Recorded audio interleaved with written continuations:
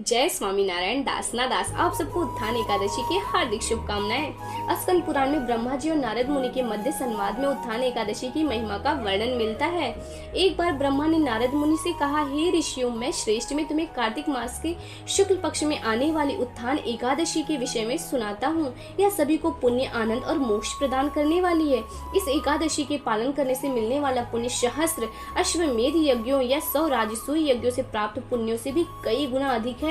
तब नारद मुनि ने उनसे पूछा, एक समय खाने व पूर्ण उपवास करने के उपरांत फलों के विषय में बताइए।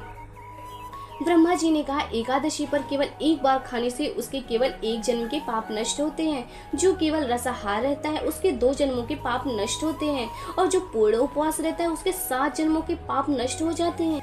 हे पुत्र, उत्थान एकादशी का प्रभाव त्रिभुवन में दुर्लभ फल प्रदाता है। इसके प्रभाव द्वारा मंदरा पर्वत के समान पाप भी नष्ट हो जाते हैं। जो भी निश्चय पूर्वक उत्थान एकादशी का पालन करता है उसे 100 जन्मों के पापों से मुक्ति मिलती है।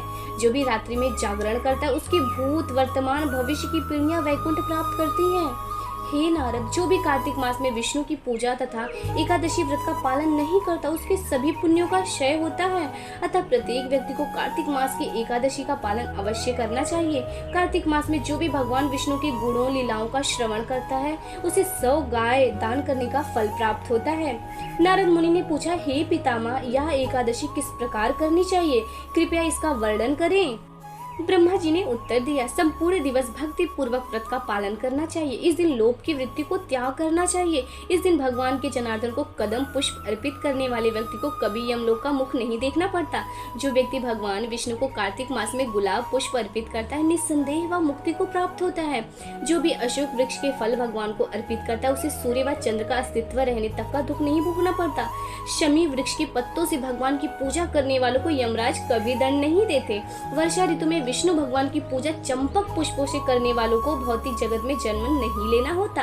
पीतवर्णी केतकी पुष्पों से भगवान की पूजा करने से वह मुक्त हो जाता है। लाल वर्ण के सहस्त्र दलीय कमल पुष्पों से भगवान जगन्नाथ की आराधना करने वाला व्यक्ति भगवान के श्वेत दीप को प्राप्त होता है। व्यक्ति को रात भर जाकर भगवान श्री हरि की भजन कीर्तन लीला का वर्णन करना चाहिए। एकादशी पूजा विधि: सुबह जल्दी उठकर स्नान आदि से निवृत्त हो जाएं। घर के मंदिर में दीप प्रज्वलित करें। भगवान श्री हरि का गंगा जल से अभिषेक करें। भगवान श्री हरि को पुष्प और तुलसी दल अर्पित करें। इस दिन संपूर्ण दिन व्रत रहें। भगवान की आरती करें। भगवान को भोग लगाएं। ऐसी ही और भक्तिमय कहानियाँ सुनने के लिए हमारे चैनल को सब्सक्राइब कीजिए। धन्यवाद।